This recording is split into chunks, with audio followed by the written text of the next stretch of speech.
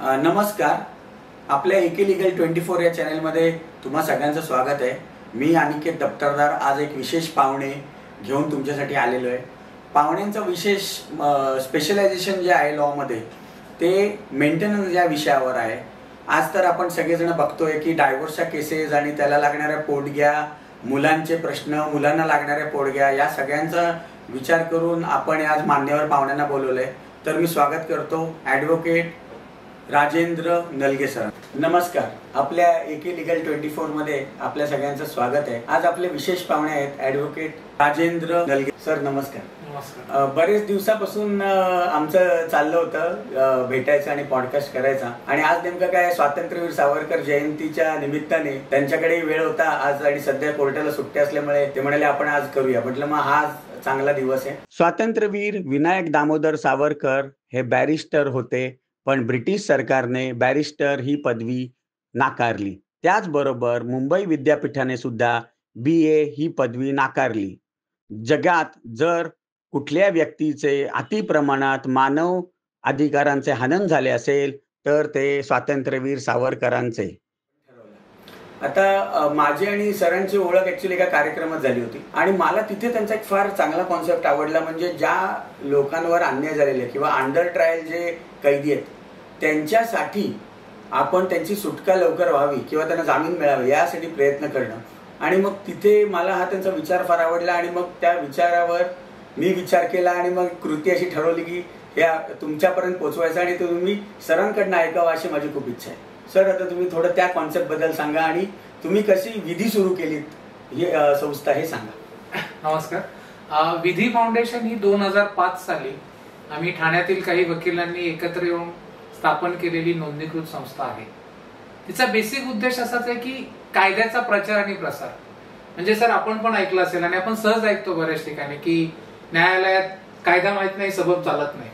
पण कायदे एवढे आहेत ते सगळ्यांपर्यंत पोहोचणार कसे? मग आम्ही असं ठरवलं की ह्या फक्त गप्पा मारण्यापेक्षा आपल्याला जसा वेळ मिळेल, आपल्याकडे जसा वेळ असेल त्या वेळेच्या माध्यमातून आपण संस्थेच्या माध्यमातून वेगवेगळे कार्यक्रम घेऊया.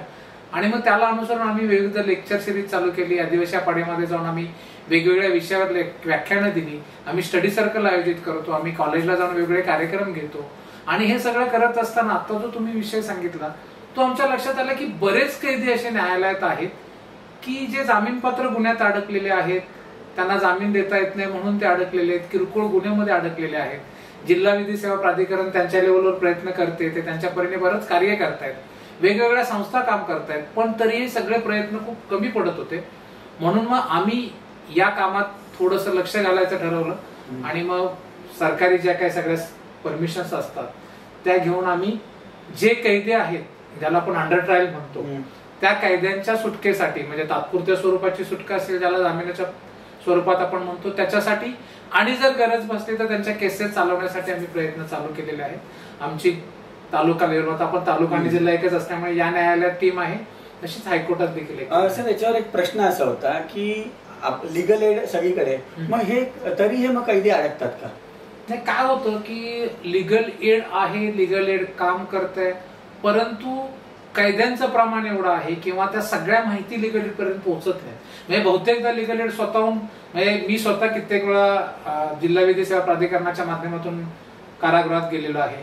PLVs जातात. PLVs म्हणजे पॅरालिगल व्हॉलेंटरीज आहेत, ते कारागृहामध्ये जातात. लिगल एडचे रिटेनर कारागृहामध्ये जातात. ते त्यांच्या परीने माहिती घेत असतात. पण आपण जर ठाण्यातला विषय घेतला सेंट्रल जेलचा, तर तिथे फक्त ठाण्यातले कैदी नाहीयेत, तिथे मुंबईचे पण आहेत, विरार वसईचे पण आहेत. तिकडे जाऊन फॉलोअप देऊन त्यांच्यापर्यंत माहिती घेणं थोडासा वेळ जातो, आणि म्हणून ते तसे त्या प्रमाणात ते होत नाही. मग आता याच्यावर काही मिनिस्ट्री वगैरे काही इंटरफिअर नाही करत? नाही, ऍक्च्युली याच्यावर माझी जी काही माहिती त्याप्रमाणे न्यायालयच बऱ्यापैकी अंकुश आहे. माननीय सर्वोच्च न्यायालयाने वेळोवेळी वेगवेगळे निर्देश दिलेले आहेत, वेगवेगळ्या कमिट्या स्थापन केलेल्या आहेत, त्या कमिटीचे रिपोर्ट कॉल केले जातात. अंडर ट्रायलची सध्याची पोझिशन कशी आहे, त्यांना मिळणारी ट्रीटमेंट कशी आहे, त्यांना लवकरात लवकर सेवा मिळते का, त्यांच्या केसेस लवकर निकाली लागतात का, जर त्यांना प्रत्यक्ष आणणं शक्य नाहीये न्यायालयापर्यंत तर VC व्हिडिओ कॉन्फरन्सिंगद्वारे त्यांच्या केसेस चालवणं, अशा अनेक सूचना माननीय सर्वोच्च न्यायालयाने केलेल्या आहेत. कसं आहे, तुम्ही थोडीशी जर पद्धत समजून घेतली की तालुका लेवलला तालुका सेवा समिती असते, नंतर जिल्ह्याच्या ठिकाणी जिल्हा विधी सेवा प्राधिकरण असतं, राज्याच्या ठिकाणी Maharashtra legal add services authority, ज्याला आपण मालसा असं म्हणतो, आणि राष्ट्रीय लेवलवर नालसा असते, national legal add services authority. तर या त्या लेवलवर जे प्रिझनर्स आहेत, अंडर ट्रायल्स आहेत, त्यांच्यासाठी समाजातील जे मागासवर्गीय घटक आहेत, महिला आहेत, बालक आहेत, यांच्यासाठी मोफत कायदेशीर मदत देण्याचं काम करत असतात. तर त्या संस्थांना ते निर्देश दिले जातात. म्हणजे सुप्रीम कोर्टाने निर्देश नालसाला दिले जातात, नालसाकडून ते महाराष्ट्र लिगल सर्व्हिसेस अथॉरिटीकडे, नंतर जिल्हा विधी सेवा प्राधिकरणाकडे, आणि त्याच्या मार्फत संपूर्ण महाराष्ट्रामध्ये, संपूर्ण भारतामध्ये त्याची अंमलबजावणी होते. मग आता हे जे टोटल कैदी आहेत, हे तुमच्या अंदाजाप्रमाणे किती वर्ष लागतील अजून हे मोकळे व्हायला? नाही, तसं सांगणं कठीण आहे, कारण माझा जो अभ्यास आहे, माझं जे नॉलेज आहे ते फार फार तर ठाणे जेल पुरतं आहे. फक्त आता तुमच्या माहितीसाठी आणि जे काही आपलं पॉडकास्ट बघतात त्यांच्या माहितीसाठी सांगतो, सर्वसाधारणपणे ज्या ज्या जेलला मी वकील म्हणून किंवा जिल्हा विधी सेवा प्राधिकरणाचा सदस्य म्हणून भेट दिली, तर एक गोष्ट लक्षात आली की जी संख्या आहे तिथे कैद्यांची, म्हणजे कॅपॅसिटी आहे, त्या कॅपॅसिटीच्या 3 ते 4 पट कैदी जास्त आहेत. म्हणजे ठाण्याला मी जेव्हा जेव्हा गेलो, आपण पण कधी जाऊन बघितलं, तर तिथे कॅपॅसिटी 1100ची आहे. पण मी कधीही 3500 पेक्षा कमी कैदी तिथे पाहिलेले नाहीयेत. मी पाहिलेले मॅक्झिमम कैद्यामध्ये 4400, म्हणजे 3 पट 4 पट कैदी आहेत. आणि हा सगळा डाटा उपलब्ध नसल्यामुळे यांना सोडायला किती दिवस जातील हे सांगणं कठीण आहे. फक्त एक ऍड करतो की शासनाने आत्ताच, मला वाटतं 1 वर्ष झालं असेल, LADC म्हणून स्कीम चालू केली, legal add defence council. Legal add defence council म्हणजे जे अंडर ट्रायल आहे, त्या अंडर ट्रायलला शासनामार्फत वकील दिले जातात. पूर्वी दिले जायचे, पण आता प्रत्येकाला कोर्ट अलॉट केलेला आहे. ठाण्यात जेवढे जिल्हा न्यायाधीश आहेत त्या संख्येप्रमाणे काही जणांना 2 जिल्हा न्यायाधीशांचे कोर्ट दिले, तर काही ठिकाणी 1 आहे. आणि प्रत्येक कोर्टात एक परमनंट पगारी LADC नेमणूक केलेली आहे, आणि त्या कोर्टातल्या सगळ्या केसेस ते LADC मार्फत चालवल्या जातात अंडर ट्रायलच्या बाबतीत. आणि बऱ्याच केसेसमध्ये त्यांनी फास्ट केसेस चालवून कित्येकांना निकालपत्रापर्यंत पोहोचवलेले, ज्यांना शक्य नाही त्याच्यात जामीन दिलेला आहे. आणि त्या बाबतीत जी काही माझी माहिती आहे, महाराष्ट्रामध्ये ठाणे जिल्हा आघाडीवर आहे. आता हे जे जेल इन्फ्रास्ट्रक्चर आहे, हे कधी इम्प्रूव्ह होईल? कारण आता आपण आकडे पाहताना, तुम्ही म्हणजे ठाण्याचं म्हणताय, मी तर पुणे वगैरे, नाशिक वगैरे सगळं बघितलं. सगळीकडे परिस्थिती काय 19-20 म्हणतो तसंच आहे, ते जवळपास सगळीकडे असेल. म्हणजे आज जर बघायला गेलं तर कमीत कमी 3पट-4पट तुरुंग व्हायला पाहिजेत. मग आता काही याच्यावर काही लोकांचं असं म्हणणं आहे की माणूस गुन्हे करतो कारण त्याच्यावर एथिकल इम्प्रेशन नसतं, पण किंवा रिलिजियस इम्प्रेशन नसतं. याच्यावर तुमचं काय म्हणणं आहे? नाही, मी तसं रिलिजियस इम्प्रेशन नसणारे गुन्हे करत नाहीत या मताशी मी सहमत नाही होऊ शकत. आणि इथिकलचा पूर्ण संबंध आहे असं नाही. माझा जो काय अनुभव आहे साधारण गेल्या 25 वर्षातला, बहुधा परिस्थिती कारणीभूत असते. आता मी तुम्हाला 2-3 छोटी उदाहरणं सांगतो. तुम्ही ही गोष्ट विश्वास ठेवाल का की 5 रुपयाचा पेरू फुकट नाही दिला म्हणून एखादा व्यक्ती दुसऱ्याचा खून करेल? अशी केस मी चालवलेली की पेरू फुकट नाही दिला म्हणून त्याने खून केला. आता याला काय एथिकल कमतरता होती का रिलिजियस कमतरता होती? ते नाही. त्यावेळेला त्याला राग आला, खून केला. कालच्या पेपर मधली बातमी, एका बाईकवाल्याने ओव्हरटेक करून गेला, तो टॅक्सीवाल्याने त्याला जाब विचारला, त्याने डिकीतनं सोरा काढला आणि खून केला रस्त्यावर. याच्यात म्हणजे काही प्रमाण असेल, पण ते फार कमी आहे. आमचा जो अनुभव आहे वकिलांचा, बहुधा त्या व्यक्तीचा स्वभाव, त्या क्षणी अचानक उत्पन्न झालेला राग आणि त्यावेळची परिस्थिती हे बहुधा कारण असतं असं माझं मत आहे. आता काय बऱ्याच सायकोलॉजिस्टशी माझं होतं, म्हणजे तुम्हाला तर माहिती, मी समाजात वेगवेगळ्या थरांमध्ये वावरतो, तर मला बरेच सायकोलॉजिस्ट काय म्हणाले की हा जो राग आहे ना, हा कधी सिस्टीमच्या विरुद्ध असतो, कधी एखाद्या व्यक्तीच्या विरुद्ध असतो, कधी घरातल्या काही परिस्थितींमुळे असतो, तो अचानक तो फुटतो आणि म्हणून हे गुन्हे होतात. पण जर तुमचं मेडिटेशन असेल, तुमचं धार्मिक तुमच्यावर पगडा जास्त असेल किंवा तुमच्या आध्यात्मिक उंची असेल, तर अशा प्रकारचे गुन्हे होण्याची शक्यता जवळजवळ 0 असं बऱ्याच सायकोलॉजिस्टचं म्हणणं आहे. म्हणून मी हा विषय घेतला. नाही, प्रमाण कमी होऊ शकेल. म्हणजे बघा, आता तुम्ही मेडिटेशन करताय, तुमच्या रागावर नियंत्रण आहे. एखादी तुमच्या मनाविरुद्ध घटना घडते तरी तुम्ही नियंत्रणात राहाल, कारण तुमचा त्याच्यावर नियंत्रण आहे. पण अशा प्रकारचे लोक आपण महाराष्ट्रात विचार करा, भारतात किती टक्के असतील किंवा जगात किती टक्के असतील, तर प्रमाण फार नगण्य आहे. आणि हे प्रमाण खूप वाढलं तर मग काही रिअलिस्टिक करणार नाही, स्वर्गच म्हणतो आपण, पृथ्वीवर स्वर्ग अवतरेल. अगं भूतानमध्ये हा मी एक बघितलं, भूतानची लोकसंख्या 7 लाख आहे. जाऊन आलो मी. मग तुम्हाला माहितीच असेल की तर भूतानमध्ये 7 लाख लोकसंख्या आहे, त्यात फक्त 200 कैदी आहेत आणि एकच मर्डरचा कैदी. तर हे जेव्हा मी त्या विचारलं भूतानी मिनिस्ट्रीच्या माणसाला, तर तो मला म्हणाला आमच्याकडे लहानपणापासून शाळेमध्ये पण मेडिटेशन असल्यामुळे आमच्याकडे तुम्हाला अग्रेसिव्हनेस कुठेही दिसणार नाही आणि आमची जी कल्चरल रूट्स आहेत ते आम्ही खूप जपतो. आम्ही कुठलंही वेस्टर्न कल्चर म्हणा किंवा कुठल्याही आगंतुका गोष्टींना आम्ही आमच्या कल्चरमध्ये थारा देत नाही. आणि खूप खोलवर विचार केल्यावर आहे ना मला त्याचं म्हणणं पटलं. आणि मग आपण आपल्या इतिहास बघितला तर आपल्याकडे पण तसंच होतं की अध्यात्म होतं तुमचं. त्यामुळे आताताईपणाने कोणी कायदा हातात घेतलाय असे खूप रेअर ऑफ द रेअरेस्ट म्हणायला हरकत नाही. आता तर काय झालंय की लग्नचे पण कसे लग्न पण लोक उगाचच्या उगाच करतात आणि मग त्याचा पण किती गैरवापर झालाय. आता तो एक विषय घेतला तर तो एक भरमसाठ, म्हणजे मालगाडीचे डबे कमी पडतील पण त्यांचे विषय संपणार नाहीत. त्यानंतर आता ॲलिमनी मिळायला लागली, मग ती कशी जास्तीत जास्त मिळेल हा एक मुद्दा झाला. म्हणजे मला विषय असा होता की मला असं वाटतं कुठेतरी आपले एथिक्स आणि हे ढासळल्यामुळे किंवा पैशाचा हव्यास वाढल्यामुळे हे मॅट्रिमोनियल डिस्प्यूट्स, डायव्होर्स हे वाढलंय किंवा त्याच्यानंतर त्याच्यातून उत्पन्न होणारे गुन्हे आणि एकंदरीत सामाजिक स्वास्थ्य खराब होणं. म्हणजे आता ठीक आहे ना, भांडण होऊ शकतं कोणामध्ये. आता मित्रांबरोबर, आता माझ्या मित्रांबरोबर जे माझ्या कॉलेजमध्ये आहेत किंवा शाळेतले होते होतात ना भांडणं, पण म्हणून की आम्ही एकमेकांच्या विरुद्ध कोर्टात जात नाही. ठीक आहे, मग नवरा बायको का कोर्टात जातात आणि मग खोटे मोठे नाटे आरोप लावायचे. आता ते पॉक्सो लावा, मग डीव्ही लावा, मग जे आणखीन काय मिळतील ते लावा, मग त्याच्याकडनं किती पैसे जास्त घेता येतील हे करा. आणि मी असंख्य बघितलंय, इतकी उदाहरणं बघितलेत. म्हणजे रात्री जर कोणी विचारलं तरी मी सांगू शकतो की बाबा कुठे कोणी किती केसेस या केल्या. मग हे होत आहे आणि हे फार घाणेरडं थराला चाललंय. आणि मला कुठेतरी काय चिंता आहे की ह्याचा जर विस्फोट झाला ना तर अराजकता माजेल. आता याच्यावर मला तुमच्याकडनं थोडं माहिती असं हवंय की हा जो हव्यास होता की मेंटेनन्स मागा, मग जास्त मागा, मग त्याचं घर पण ताब्यात घ्या, मग त्याला रस्त्यावर काढा, मग पोलिसांना पैसे देऊन त्याच्यावर दबाव टाका, हे आधी एवढं नव्हतं. आता हे खूप प्रॉमिनंट झालंय. हे का झालंय आणि याच्यावर उपाय काय? एक हळूहळू होतं. तुमचं पहिलं भूतानपासून सुरुवात झालेली होती. भूतानची लोकसंख्या तुम्ही सांगितलं 7 लाख आहे. आताच मी जाऊन आल्यामुळे मला अपडेट माहिती, त्यातले 2 लाख आउट ऑफ आहेत, मग तिथे राहतच नाहीत. मुळात राहिले 5 लाख. त्यामुळे लोकसंख्या खूप कमी आहे त्यांची आणि ती कमी असल्यामुळे कंट्रोल करणं खूप सोपं आहे. दुसरं मी पण जे ऑब्झर्व केलं ते तुम्ही म्हणताय तेच आहे की अध्यात्माला ते खूप मानणारे आहेत. गुरु हा त्यांच्यात खूप वरच्या स्थानी आहे आणि ते मेडिटेशन बऱ्यापैकी करतात. आता तुमच्या लहानपणी तुम्ही कुठली गाणी ऐकत होतात लहानपणी? नाचरे मोरा, आंब्याच्या मोरा, मामाच्या गावात भक्ती गीत होती. आता ऐकायला मिळतात? नाही मिळत. हेच तुमच्या प्रश्नाचं उत्तर आहे. म्हणजे जे वातावरण ऐकायला मिळतं त्याप्रमाणेच मेंटॅलिटी हळूहळू तयार होते.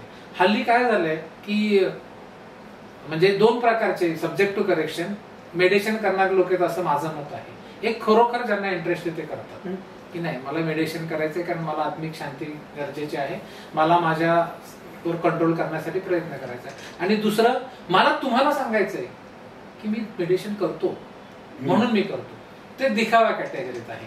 त्याच्यामुळे आता पुढचा जो तुमचा कनेक्टेड प्रश्न होता की ॲल्युमिनी हव्यास फसवण्यासाठी किंवा लुबाडण्यासाठी, याच्याशी थोडासा मी डिफर होईल. म्हणजे पूर्ण चुकीचे असं नाही म्हणणार आणि पूर्ण बरोबर आहे असंही नाही म्हणणार.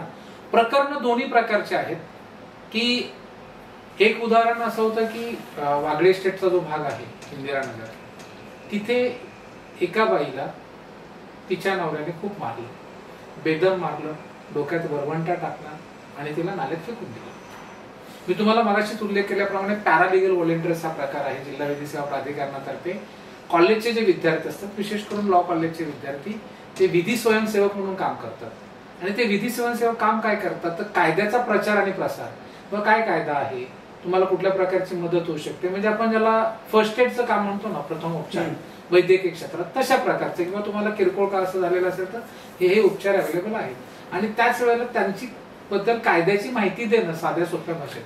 तेव्हा एका विधी सेवकाच्या हे लक्षात आले की असा असा प्रकार घडलेला आहे. मग तो विधी सेवक तिथे गेला. त्याने सांगितलं की बाई तुला तर एवढं मारलंय, तुला नाल्यात टाकलं, तू म्हणजे कायद्याच्या भाषेत हाफ मर्डरची केस तर सहज होते. त्याला तेवढं काय कळलं नव्हतं. म्हणाले की तू protection of womens from domestic violence ऍक्टची केस करू शकते, कौटुंबिक हिंसाचाराची केस तू त्यांच्या विरुद्ध करू शकते. ती बाई म्हणाली की नाही, तो माझ्या कुंकवाचा धनी आहे, मी त्याच्याविरुद्ध कुठलीही केस करणार नाही. हे एक उदाहरण. दुसरं उदाहरण, जी केस मी स्वतः चालवलेली, 86 वर्षाचा पुरुष, साधारण 85-84 वर्षाची बाई, त्या 85-84 वर्षाच्या बाईने त्या 86 वर्षाच्या पुरुषाविरुद्ध महिलांचा कौटुंबिक हिंसाचारापासून प्रतिबंध, ज्याला आपण डीव्ही म्हणूया, डीव्ही विरुद्ध डीव्हीच्या केस दाखल केलेली. त्याचं रिअल कारण काय होतं, तर तिच्या एका मुलाला हा घरात संपत्तीत हिस्सा देत नव्हता. ही दोन टोकं सांगण्याचं कारण ही प्रातिनिधिक उदाहरण आहे. आता मेंटेनन्सचं तुम्ही म्हणालात, तर मेंटेनन्स मी तुम्हाला मगाशी म्हटलं, पण आणखीन एक सिंपल उदाहरण सांगतो की एक प्रकरण ज्याच्यात तो नवरा 2012 साली ऍक्टर आहे, चांगल्या पिक्चर मध्ये, चांगल्या सिरीज मध्ये, खूप बऱ्याच म्हणजे अनलिमिटेड याच्यात काम केलेलं आहे. 2012 साली त्याचा पगार 1.5 लाख. 2024 मध्ये ते प्रकरण अंतरिम म्हणजे इंट्रीम ज्याला म्हणतो ना आपण, पोटगी इंट्रीम मेंटेनन्स साठी होतं. हे सगळं बघितलं, त्यांना सांगितलं 2012 साली 1.5 लाख पगार आहे पर मंथ. आता त्याने काय ऍसेट लायबिलिटी अफिडेव्हिट दाखल केलेला आहे सुप्रीम कोर्टच्या ज्या गाईडलाईन्स प्रमाणे. जेव्हा मेंटेनन्स असतो, इंट्रीम मेंटेनन्स घ्यायचा असतो, तेव्हा दोन्ही पक्षकारांना ऍसेट्स लायबिलिटी अफिडेव्हिट दाखल करणं गरजेचं असतं. त्या ऍसेट लायबिलिटी अफिडेव्हिट प्रमाणे त्याचं इन्कम पर मंथ 1 लाख रुपये आहे. ही जी बाई आहे ती शिक्षिका आहे, तिचा पगार 35 आहे, पण दोन्ही मुलं तिच्याकडे, ते सगळं सांभाळते आणि ते काय मिळणार उत्पन्न त्याच्यातून तिचा आणि मुलांचा उदरनिर्वाह होत नाही. तर प्रत्येकी 20-20 हजार असे मागितले होते, 60,000. कोर्टाने प्रत्येकी 2-2 हजार दिले. म्हणजे मी का सांगतो, हे असेही होतात. आणि काही प्रकरणामध्ये नवऱ्याचं उत्पन्न दिसतंय ऑन रेकॉर्ड 15,000 आहे, मेंटेनन्स 20,000चा ग्रांट होतो. आता याला नक्की काय म्हणायचं, तर शेवटी बघा, जे न्यायालय असतं, जे निकाल देत असतं, ते समोर असलेल्या कागदपत्रांच्या आधारे, त्यांच्याकडे असलेल्या डॉक्युमेंटच्या आधारे त्याचा सारासार विचार करू. आणि जर तो पसंत नसेल, जसा माझ्या प्रकरणामध्ये 2,000 दिला, ते ऍक्सेप्टेबल नव्हतं, वरती अपील झालं, अपिलात तो निकाल फिरला गेला. पण आपण म्हणतायत ते पूर्ण चुकीचं आहे असं नाही. ज्यांना कायदा माहितीये, त्यातल्या पळवाटा माहितीये, तसा मिसयूज कसा करायचा माहितीये, ते त्याचा मिसयूज करण्यासाठीच प्रयत्न करतात. की लहानपणापासून आपल्या मनावर जे काही संस्कार होतात तेच पुढे परिवर्तित होतात. तुम्ही असं विचारलं की हव्यासापोटी, लुटण्यासाठी पोटगी मागतात का, तर मी तुम्हाला मगाशीच म्हटलं की त्याच्यात मी डिफर होऊ शकतो. आणि तुम्हाला 2 उदाहरणं दिली मी, की नाल्यात पडलेली बाई आणि 86 वर्ष, ही दोन्ही उदाहरणं तुम्हाला दिली. आणि त्याच वेळेला असंही होतं की शेवटी काय होतं, हे सगळं कमी करण्यासाठी आणि या प्रकरणांना खूप वेळ लागायचा, हे सगळं लक्षात घेतल्यानंतर सुप्रीम कोर्टाने ऍसेट्स लायबिलिटी अफिडेव्हिट मॅन्डेटरी केलं.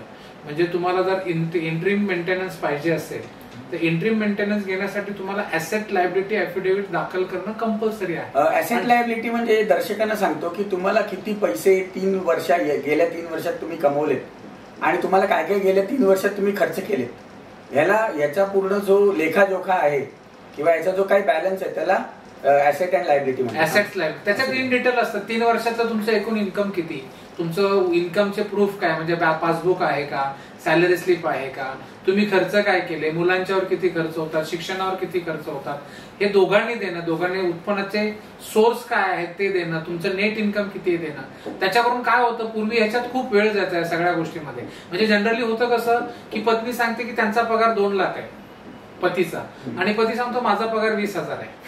हा जो काय कॉन्ट्राडिक्शन होता, हा विरोधाभास होता, आणि मग ते साक्षी पुराव्याच्यात खूप वेळ जायचा. आणि ते सगळं टाळण्यासाठी रजनी सरसेने हा एक सुप्रीम कोर्टाने जो निकाल दिलाय, त्या निकालामध्ये सर्वकष सगळ्या बाबींचा विचार करून त्याच्यात शेवटी ऍसेट लायबिलिटी अफिडेव्हिट देणं बंधनकारक आहे दोन्ही पक्षकारांच्यावर. जर अर्जदार पतीने दिलं नाही पत्नीने, तर तिचा अर्ज खारिज किंवा डिसमिस होऊ शकतो.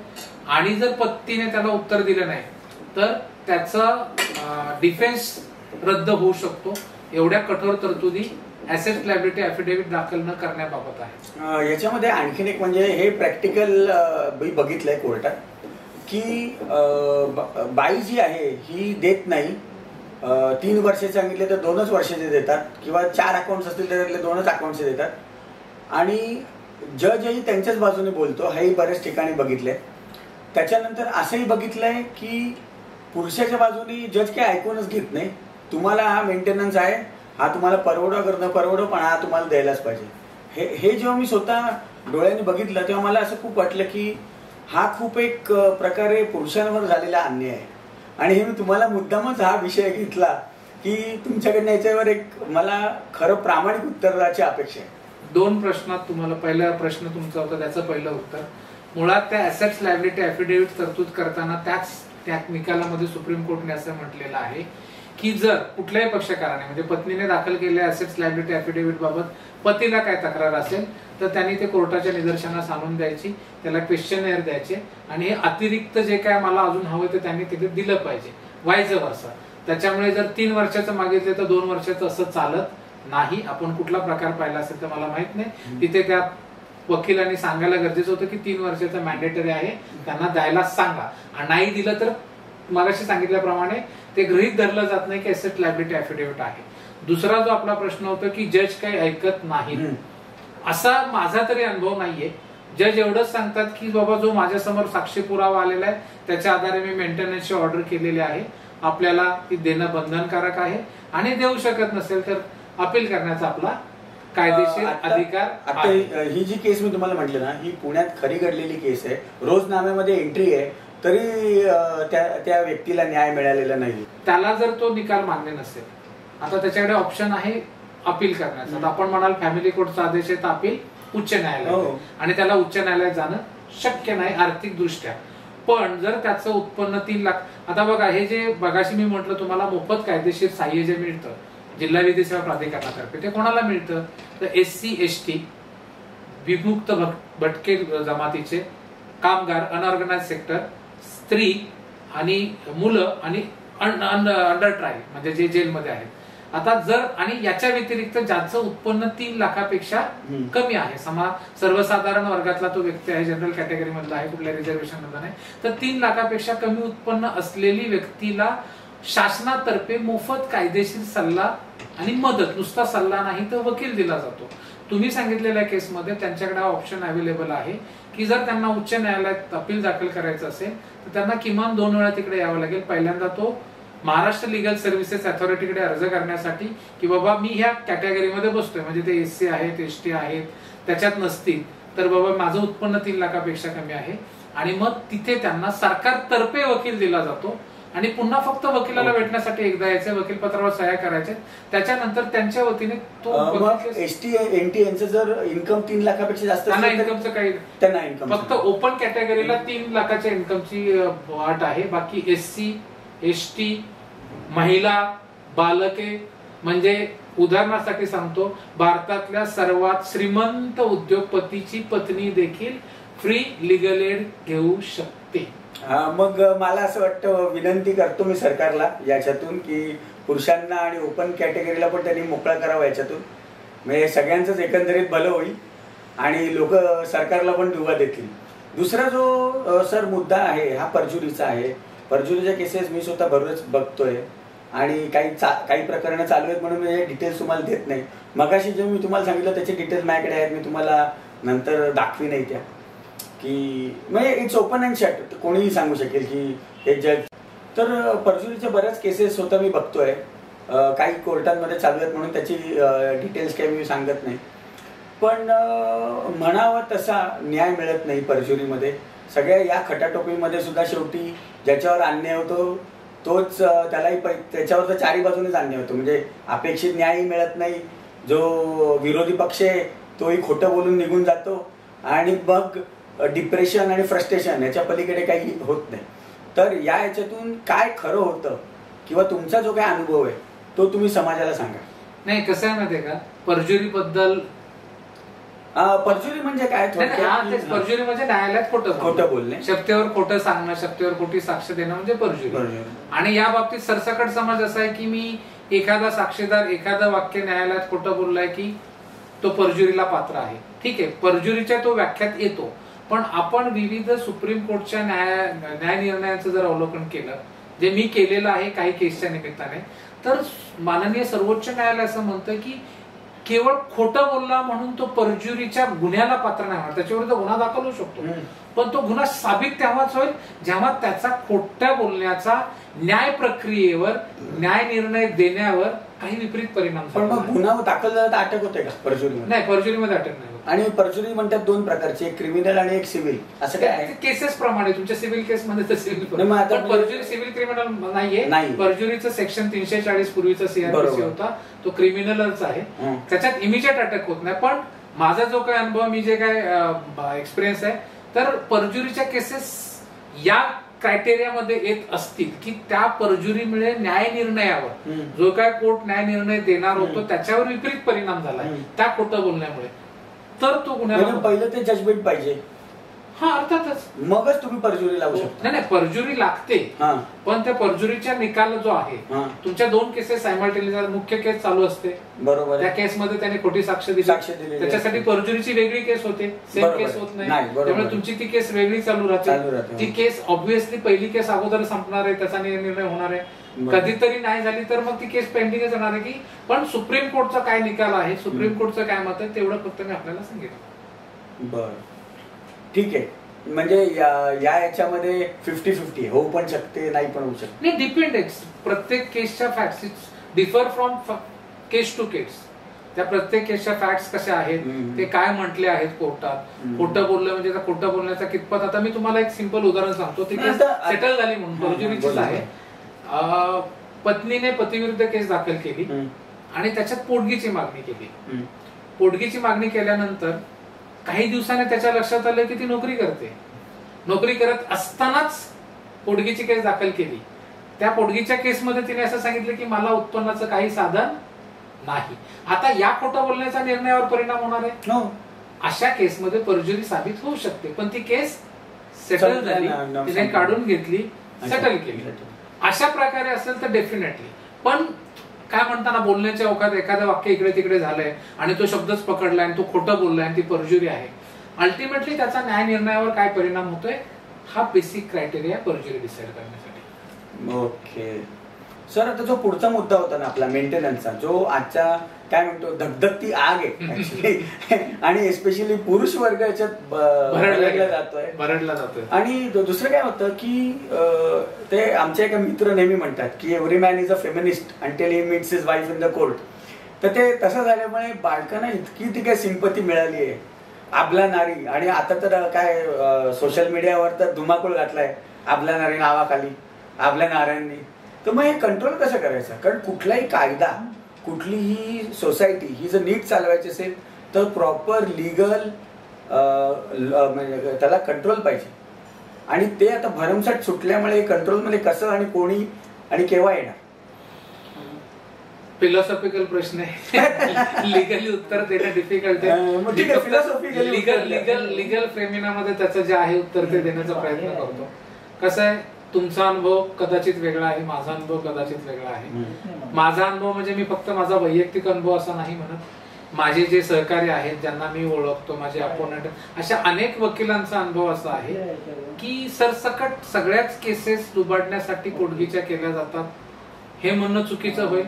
तसंच लुबाडण्यासाठी केसेस केल्याच जात नाहीत हे म्हणणं देखील चुकीचं होईल. नारी आपला आहेत तर काही प्रमाणात हो, कारण आपण जे बोलतो आहोत तो साधारण शहरी भागात तुमचा मुद्दा सर्वार्थाने बऱ्यापैकी बरोबर आहे, परंतु जर आपण संपूर्ण महाराष्ट्राचा किंबहुना भारताचा ग्रामीण भागाचा विचार केला तर तिथे आजही कित्येक महिलांना माहित नाही की त्यांच्या नवऱ्याने त्यांना सोडून दिलेले, त्या राहत आहेत, पण त्यांना हे माहित नाही की मला पोटगी मागायची असते, त्यांना हे माहित नाही की मला न्यायालयात जायचं असतं. हा मोठा विरोधाभास आहे. म्हणजे ज्यांना मी मगाशी म्हटलं, मला वाटतं सुरुवातीच्या याच्यात, की ज्यांना कायद्याचं ज्ञान आहे, जे कायद्याचं ज्ञान आमच्यासारख्या किंवा कुठल्याही वकिलामार्फत घेऊ शकतात, ते त्या कायद्याचा मिसयूज करण्याचा बऱ्यापैकी प्रयत्न करतात. पण म्हणून कायद्याचा मिसयूज पूर्ण होतोय का असं तुम्ही म्हणाल तर मी नाही म्हणेन. कारण पुन्हा सांगतोय, आपल्याला विचार करताना संपूर्ण भारताचा विचार करायचा आहे, ग्रामीण भागाचा विचार करायचा आहे.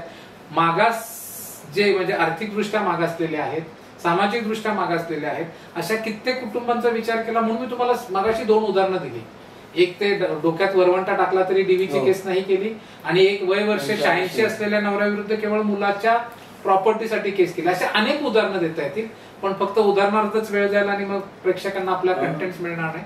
त्याच्यामुळे हा झाला लिगल वे. आता याच्यावर कंट्रोल कसा आणायचा, जो तुम्ही म्हणाला फिलॉसॉफिकल मी म्हटलं प्रश्न आहे. शेवटी बघा, जशी वृत्ती तशी प्रवृत्ती. मी ज्या संस्कारातून वाढलेले, माझ्याकडे कित्येक महिला पक्षकार अशा आहेत की त्या सांगतात, सर नको, मी कमवते, तो कमवतोय, मला त्याच्याकडून काही नकोय, मला फक्त डिवोर्स द्या. एक्झॅक्ट त्याच्या विरुद्ध काही अशा आहेत, सर मी आहे ती नोकरी सोडू का, मला मेंटेनन्स पाहिजे. मी व्यक्तीशी सांगतो असं काही करू नका, आणि सरसकट जे काही बघणारे आहेत, ऐकणारे, त्यांनाही सांगतो असा प्रकार करू नका. विशेष करून सगळ्या महिलांना, तुम्हाला सन्मानाने जगण्याची संधी तुमच्या जर पगारावर मिळत असेल तर त्या नवऱ्याचाच लुबाडून मी जगेल अशी वृत्ती नको. हा, खरोखर तुम्ही ह्या ज्या पोटगीच्या तरतुदी केलेल्या आहेत त्या कोणासाठी आहेत, की जी महिला स्वतःला सांभाळायला सक्षम नाहीये, आर्थिकदृष्ट्या सक्षम नाहीये, किंवा तिचा जो काही पगार आहे त्या पगारात ती तिचा आणि तिच्या मुलाबाळाचा खर्च भागू शकत नाही. उदाहरणार्थ, एखादी महिला, तिचा 30,000 पगार आहे, घराचा खर्च 70,000 आहे, तो नवरा तिकडे 1,00,000 रुपये कमवतो आणि एकही दिमडी देत नाहीये. अशा केसेसमध्ये डेफिनेटली तुम्ही मागा. म्हणजे मुळात पहिला त्यांनी विचार करायचा आहे कोर्टाकडे जाताना, दुसरा माझ्या सगळ्या वकील बांधवांनी विचार करून मग पुढे जायचंय की बाबा संपूर्ण माहिती घ्या. पण शेवटी काय माहितीये का निकेत साहेब, आमच्या काय डिफिकल्टी आहेत, आमच्या काय लिमिटेशन्स आहेत. मला जी माहिती सांगितली जाते, फॉर दॅट मॅटर कुठला ऍडव्होकेट असेल, तीच माहिती तो खरी म्हणणार आहे. क्रॉस व्हेरीफाय करायची कुठली साधनं नाहीयेत, तशी व्यवस्था नाहीये. पण आम्ही त्यातल्या त्यात प्रयत्न करतो की बा ठीक आहे, तुम्ही सांगता ना एवढा खर्च आहे, बायफर्गेशन द्या, तुमचा मेडिकल खर्च किती आहे, ग्रोसरीचा खर्च किती आहे, कपड्या लत्त्याचा खर्च किती आहे, मुलांच्या एज्युकेशनचा खर्च किती आहे, घर भाडं किती आहे, प्रवास खर्च किती आहे, हे तुम्ही बायफर्गेशन द्या. सायमल्टेनियसली तुम्ही तुमच्या नवऱ्याचं उत्पन्न, आता तुम्हाला आश्चर्य वाटेल ऐकून, मॅक्झिमम केसेसमध्ये, म्हणजे ते एज्युकेटेड असो, सेमी एज्युकेटेड असो किंवा अनएज्युकेटेड असो, बहुतेक स्त्रियांना त्यांच्या नवऱ्याचा पगार माहीत नसतो, उत्पन्न माहीत नसतं, सॅलरी स्लिप दूरची गोष्ट आहे. अशा केसेसमध्ये जेव्हा महिलांकडून केसेस चालवल्या जातात महिलांच्या वतीने, तेव्हा मोठी अडचण अशी निर्माण होते की त्या नवऱ्याचं उत्पन्न साबित कसं करायचं. ऍसेट्स लायबिलिटी अफिडेव्हिट ज्याच्याबद्दल आपण मगाशी बोललो, त्याच्यात सुद्धा आहेत ना सगळे तज्ञ लोक आहेत, त्याच्यात बरोबर सगळं करून देतात. माझं उत्पन्न 12 लाख आहे ते 4 लाखावर आणता येतं. मग अशा वेळेला पुन्हा आपल्याला कायद्याची मदत होते.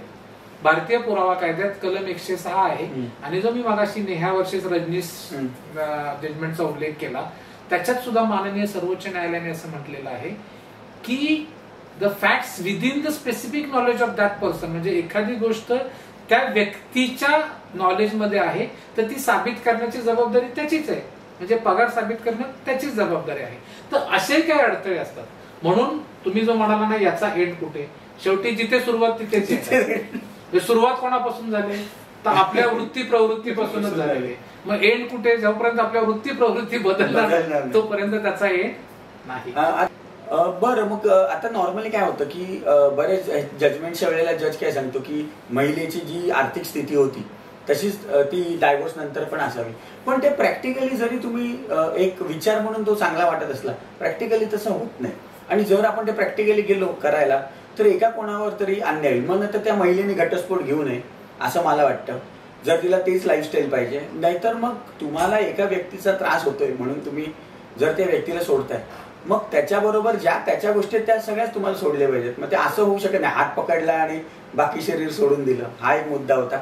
दुसरा मुद्दा असा होता की एक केस हायकोर्टाचे माझ्या मित्राने मला सांगितले आणि मलाही थोडं नवल वाटलं की दोघंही जण नवरा बायको हे मोलमजूर करणारे होते, आणि त्या महिलेला पोटगी नाकारली हायकोर्टाने. तर ते मला एक नवल वाटलं, कारण आपण जेव्हा म्हणतो की मोलमजुरी करणारी आहे तर तिला जास्त फायनान्शियल किंवा आर्थिक मदतीची गरज आहे. मग त्याबद्दल थोडं तुमचं मत सांगा, आणि हे ओव्हरऑल मेंटेनन्स याबद्दल काय निकष आहेत. तुमचे 3 प्रश्न आहेत. पहिला प्रश्न, ज्या स्टँडर्डचं हजबंड लाईफ जगतोय त्या स्टँडर्डचं पत्नीला मिळावं, हा दृष्टिकोन तुम्हाला चुकीचा वाटतोय. प्रॅक्टिकल नाही वाटत. प्रॅक्टिकल न वाटण्याचं कारण, आता तुमचं असं म्हणणं आहे की घटस्फोट घेते तर मग तिचे पैसे कशाला. घटस्फोट घेण्याची कारणं म्हणजे माझ्या माहितीप्रमाणे मला घटस्फोट घेण्यात फार आनंद होतोय म्हणून मी घटस्फोट घेते, असं कुठलं कपल पाहिलेलं नाही. त्यामुळे घटस्फोट घेण्याची बहुधा कारणं असतात की एकमेकांचं पटत नाही, मे बी क्रुएल्टी असेल किंवा जी काही वेगवेगळी कारणं आहेत. त्या कारणामुळे मला या व्यक्तीबरोबर पटत नाही म्हणून मला याच्यासोबत किंवा हिच्यासोबत राहायचं नाही, म्हणून मला याच्यापासून किंवा हिच्यापासून घटस्फोट पाहिजे. जी बाई आधी लग्नाच्या ज्या स्टेटस मध्ये राहत होती तर ते स्टेटस तिचं तसंच पुढे राहिलं पाहिजे. आता वैचारिक दृष्ट्या आयडियली हे ठीक आहे, पण प्रॅक्टिकली बरोबर नाही. कारण तुम्ही जेव्हा एका पुरुषाला किंवा एका माणसाला सोडताय कारण तुम्हाला त्याच्यावर नाही राहायचं, मग त्याच्याबरोबर सोडताय तर त्याच्याबरोबर आलेल्या सगळ्याच गोष्टी सोडायची तुमची मानसिक आणि वैचारिक तयारी पाहिजे. मग आणि हे सोडणार नाही आणि ते मग ते पुन्हा डबल स्टँडर्ड झालं आणि तो एक खूप मोठा वैचारिक प्रॉब्लेम आहे आणि त्याच्यामुळे लिगल प्रॉब्लेम पण होतात. तर तुमचं काय मत आहे? नाही, मी अजिबात सहमत नाहीये. सिम्पल रिझन असं आहे, याच्या मागचं थोडंसं लॉजिक समजून घ्या. मी कुठलीही आजपर्यंत जोडपं असं मी पाहिलेलं नाहीये की आम्हाला खूप आनंद होतोय म्हणून आम्ही घटस्फोट घेतोय, की आम्हाला खूप छान वाटतं एकमेकांशी राहायला पण आम्ही घटस्फोट घेतोय. मुळात तो तिच्यापासून किंवा ती त्याच्यापासून वेगळं का राहू इच्छिते त्यांचं पटत नाही. खूप वेगवेगळी कारणं असतील, क्रुएल्टी असेल, अडल्टरी असेल आणि काय जे काही वेगवेगळे रिझन्स असतील. मला या व्यक्तीबरोबर राहायचं नाहीये, बरोबर आहे. मी याच्याशी लग्न केलं होतं, मला आता याच्याबरोबर राहायचं नाही, मला याच्यापासून घटस्फोट पाहिजे. पण पुढे मला असंही सिंगल राहायचं असेल, माझी चॉईस आहे. हा, तो तिला घटस्फोट, ती पोडगी तोपर्यंतच लागू असते जोपर्यंत तो किंवा ती पुन्हा लग्न करत नाही. त्याच्यामुळे जोपर्यंत मी परत लग्न करत नाही, ती स्त्री परत लग्न करत नाही, तर ज्या स्टँडर्डचं लाईफ तो हजबंड जगतोय त्याच स्टँडर्डचं लाईफ जगण्याचा तिला घटनेने दिलेला अधिकार आहे. आणि घटनेने जे न्यायालय जे कुठला निकाल देतात ते जो सगळा निकाल आहे तो कायद्याच्या कसोटीवरच असतो. मला व्यक्तिशः काय वाटतंय न्यायाधीश म्हणून किंवा मला इमोशनली काय वाटतंय असा कुठलाही निकाल देता येत नाही. त्याच्यामुळे हे डबल स्टँडर्ड वगैरे असं मला तरी वाटत नाही. कारण बरोबर आहे, तो जोपर्यंत किंवा त्याने लग्न करू द्या, त्याला काय करायचं, मी जोपर्यंत लग्न करत नाही तोपर्यंत मला त्याची प्रॉपर्टी त्या स्टँडर्ड प्रमाणे उपभोगण्याचा, मेंटेनन्स घेण्याचा अधिकार आहे. अशी कायद्यातली तरतूद आहे. त्या कायद्याच्या तरतुदीला राज्यघटनेचं, अभिव्यक्ती स्वातंत्र्याचं, इक्वॅलिटीचं तत्व आहे. बरं, मग आता आणखीन एक तुम्हाला उदाहरण देतो हायकोर्टातलं, जे माझ्या स्वतः प्रॅक्टिसिंग मुंबई उच्च न्यायालयात प्रॅक्टिस करणाऱ्या मित्रांनी दिलंय की 2 मोलमजुरी करणारे 2 जण आहेत, दोघांचा घटस्फोट झाला आणि आता मोलमजुरी करणारी बाई म्हणजे तुम्ही विचार करा की आर्थिक घटक कसा असेल तिचा. तिला पोडगी नाकारली हायकोर्टाने आणि सांगितलं हिला पोडगीची गरज नाही. मग हा पण एक, मग आता परत मी म्हटलं डबल स्टँडर्डचं तुम्हाला ते पटणार नाही. मग जिथे गरज आहे तिथे तुम्ही देत नाही आणि जी बाई सुखवस्तू आहे, ज्याच्याकडे 4-5 इम्पोर्टेड गाड्या आहेत, ती रडते तर तिला लगेच ॲलिमनी मिळते, तिला हे सगळं मिळतं. मग हे कसं नाही, मुळात त्या केसच्या फॅक्ट्स काय होत्या हे माहित असल्याशिवाय मत व्यक्त करणं डिफिकल्ट आहे. कारण काय, आपण हे समजून घ्या की निकष असतात पोडगी देण्याचे. आता दोघं जर समान उत्पन्न उपभोगतायत, दोघांच्यावर अवलंबणार असणारे समान आहे, डिपेंडंट पर्सन, दोघांचं उत्पन्न सेम आहे, स्टँडर्ड ऑफ लिव्हिंग सेम आहे, इन्कम सेम आहे, डिपेंडंट सेम आहेत, तर अशा केसमध्ये ती मजुरी करणारी असो, नोकरी करणारी असो, बँकेत असो, सेम क्रायटेरिया आपलं केला जातो. न्यायालय कुठल्याही व्यक्तीची आर्थिक स्तर, तिचा सामाजिक प्रतिष्ठा, ती काय काम करते हे बघून कधीही पोटगी देत नाही, असा माझा अनुभव आहे. मी जेवढे काही जजमेंट वाचले त्यातून तोच अनुभव आहे. त्यामुळे डबल स्टँडर्डचा प्रश्न नाहीये तिथे. आणि पुन्हा त्या फॅक्ट्स काय होत्या, त्यांनी काय पुटअप केलं होतं, पत्नीच्या वतीने काय डॉक्युमेंट सादर केले होते, पतीच्या वतीने काय डॉक्युमेंट आले होते, हे जोपर्यंत आपल्या समोर येत नाही तोपर्यंत कुठल्याही न्याय निर्णयावर भाष्य वकील म्हणून मला तरी करता नाही. बरोबर आहे. आता एक विनोदी प्रश्नाकडे जातो की एक लग्न आणि एक घटस्फोटामध्ये माणूस दमून जातो, म्हणतो मला परत लग्न नाही करायचं. मग हे सिने कलाकार दर 2-4 वर्षांनी लग्न करून पुन्हा दर 2-4 वर्षांनी पुन्हा लग्न करून 4-5 वेळा घटस्फोटाने लग्न करतात. हे त्यांचं टेक्निक, गणित काय तुम्हाला जर समजलं असेल तर आमच्या दर्शकांना पण समजवा आणि मला अतिशय उत्सुकता हे जाणून घेण्याची. एक मराठीत म्हण आहे, हौसेला मोल नसतं, माहिती आणि हाऊस कोण करतो ज्याच्याकडे पैसा असतो. आता ह्याच्यात आलं ना उत्तर, हौसेला मोल नसतं आणि हाऊस तोच करतो ज्याच्याकडे पैसा असतो. पण मग हे खरंच एवढे लिगल प्रोसेस मधनं जातात, सेपरेशन आणि ॲलिमनी आणि हे आणि 4-4 वेळा म्युच्युअल कन्सेंट जो प्रकार आहे डिव्होर्सचा, म्हणजे संमतीने घटस्फोट, तो साधारणपणे केस दाखल केल्यापासून 6 महिन्यात मिळतो. त्याच्यात कायदेशीर तरतूद एवढीच आहे की 1 वर्षाचा सेपरेशनचा पिरियड पाहिजे. म्हणजे जर एखाद्या व्यक्तीला संमतीने घटस्फोट घ्यायचा असेल तर त्याचा लग्नाचा कालावधी किमान 1.5 वर्षाचा पाहिजे. म्हणजे 1 वर्षापूर्वी लग्न झालं लग्नानंतर 1 वर्ष सेपरेशन, 1.5 वर्षापेक्षा जास्त पाहिजे. आणि मग केस दाखल केल्यानंतर 6 महिन्यानंतर संमतीने घटस्फोट. या साधारण 1.5-2 वर्षामध्ये कायदेशीरपणे घटस्फोट जर एकमेकांची संमती असेल तर होऊन जातो. कायदेशीर कॉन्ट्रॅक्ट मॅरेज और समथिंग आपल्याकडे कॉन्ट्रॅक्ट मॅरेज हा प्रकार नाहीये. There is a concept in Muslim law called मुता marriage which is a contract marriage. आपल्या भारतीय समाज व्यवस्थेमध्ये कायद्याच्या प्रक्रियेमध्ये कुठेही कॉन्ट्रॅक्ट मॅरेज असा कायदेशीर प्रकार नाही. ओके. आणि मग बरेच जण म्हणतात की आता हे जे प्रॉब्लेम येते तर लग्नाच्या आधी तुम्ही बसा आणि ठरवा की कोणी कुठे पक्षाला कुठल्या पक्षाने किती पैसे दिले काय वगैरे. मग हे सगळं आता हे बेकायदेशीरच एक प्रकार. या तुम्ही प्रश्न वेगळा विचारला पण त्याच्या अनुषंगाने तुम्हाला चांगली कायदेशीर प्रोसेस सांगतो तुम्हाला म्हणजे प्रेक्षकांना. आपल्याकडे आता मेडिएशनचे प्रकार चालू झाले मध्यस्थीचे. म्हणजे एखाद्या केसमध्ये तडजोड होण्याची शक्यता असेल तर तिथे मध्यस्थी केली जाते. त्याच्या मागे उद्देश असा आहे की ते प्रकरण तिथेच संपावं, दोन्ही पक्षकारांना योग्य तो न्याय मिळावा, पुढचा जो लिटिगेशनवर बोर्ड जो आहे तो कमी व्हावा. याच प्रोसेसमध्ये प्री लिटिगेशन मेडिएशन प्रकार आहे. म्हणजे कोर्टात जाण्यापूर्वी तुम्ही लिटिगेशन करू शकता. तसाच प्रकार कायद्याच्या बाबतीत लग्नाच्या बाबतीत प्री मॅरेज काउन्सिलिंग आहे. जसं जर तुम्ही कुठल्याही पक्षकार घटस्फोटासाठी सॉरी मी तुम्ही म्हणतोय अशा वेळा तुमचा 50 वेळा घटस्फोट होईल. तुम्ही म्हणजे मी पक्षकार आपल्या प्रेक्षकांना उद्देशून म्हणतोय. तर लग्न करण्यापूर्वी लग्न केल्यानंतर जर डिव्होर्ससाठी प्रकरण गेलं तर तिथे काउन्सिलिंग होते. मॅरेज काउन्सिलर असतात जे तज्ञ असतात ते मिनिमम 3 काउन्सिलिंग घेतात. तसाच प्रकार प्री मॅरेज काउन्सिलिंग म्हणून अस्तित्वात आलेला आहे.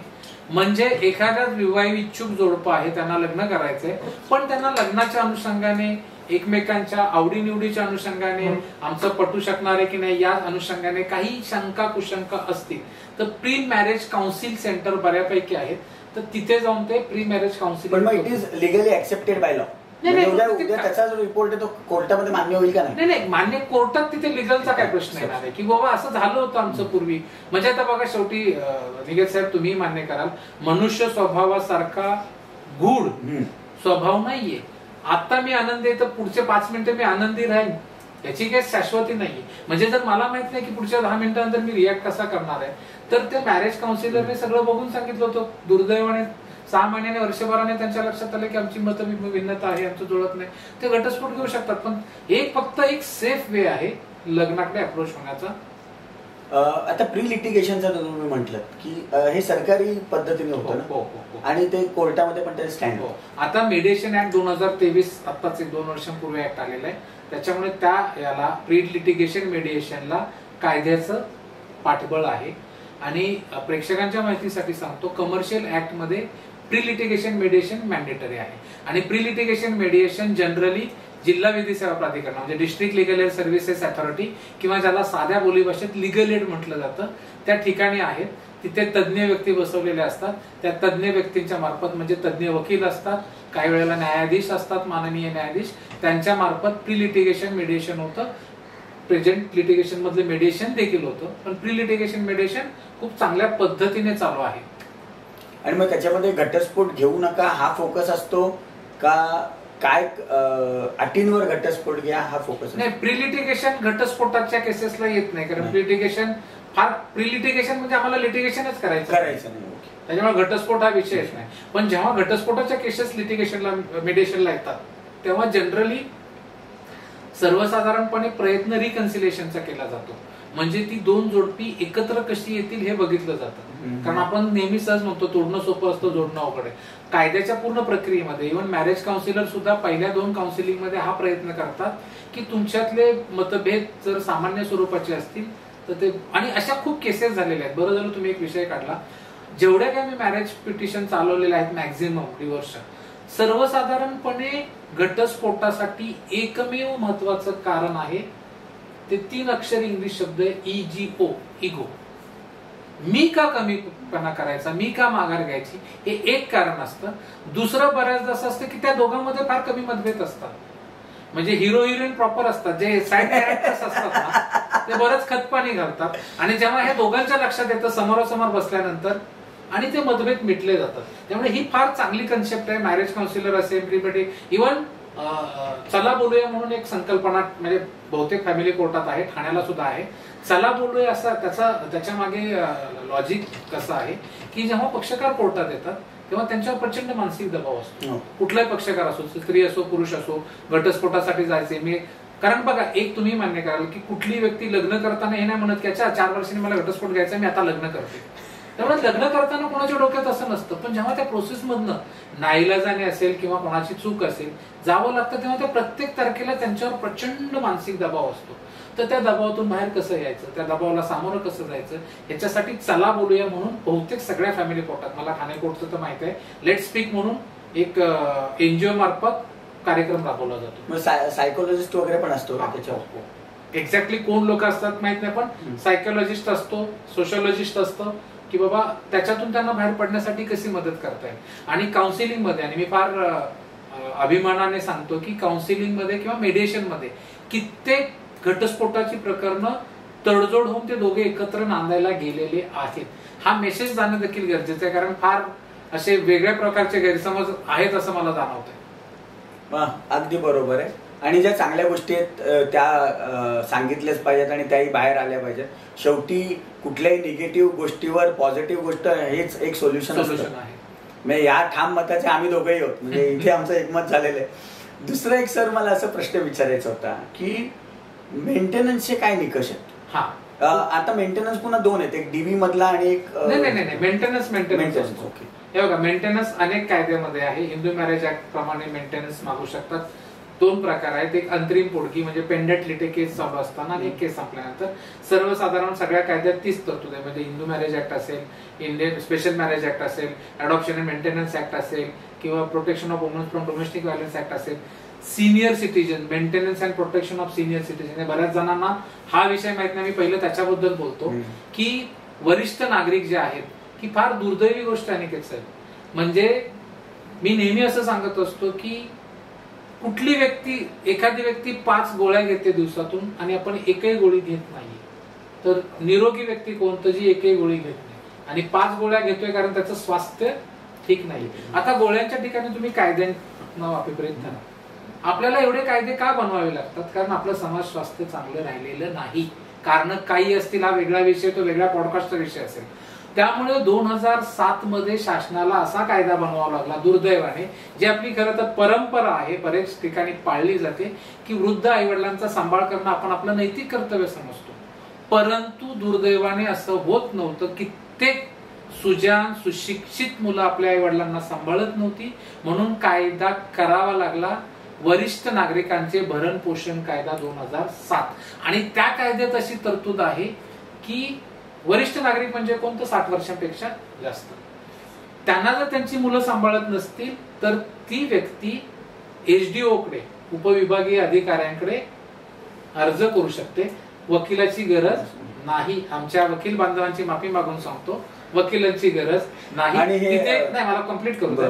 तिथे एक अधिकारी नेमलेला असतो, तो अधिकारी संपूर्ण मदत करतो असा कायदा सांगतो. त्या प्रक्रियेमध्ये जर ते तुम्हाला घरात ठेवत नसतील, तुम्हाला खर्चाला पैसे देत नसतील, तर 10,000 जास्तीत जास्त पोटगी देता येते.